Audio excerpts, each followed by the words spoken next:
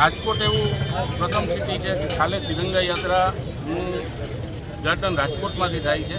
બધાય સિટીમાં જ્યારે તિરંગા યાત્રા નીકળવાની છે, પણ પહેલી યાત્રા રાજકોટમાં જ્યારે નીકળવાના છે, રાષ્ટ્રીય ભાજપના અધ્યક્ષ જેપી નડ્ડાજી, માનનીય મુખ્યમંત્રી ભૂપેન્દ્રભાઈ પટેલ સહિતના દિગ્ગજો જ્યારે રેલીમાં જોડાવાના છે, ત્યારે રાજકોટમાં ભવ્યતા રેલી યોજાય એના માટે સમગ્ર તંત્ર, સમગ્ર શહેર ભાજપ, સમગ્ર કોર્પોરેશન અને પદાધિકારીઓ સહિતની ટીમ આ સ્થળ મુલાકાતે આવ્યા છે। આપ જોઈ રહ્યા છો કે સ્થળ ઉપર વિવિધ કામગીરી રૂપે બધું નિરીક્ષણ ચાલી રહ્યું છે। આ યાત્રા લગભગ 1 લાખ લોકો જોડાય તેવી અમારા પ્રયત્નો છે।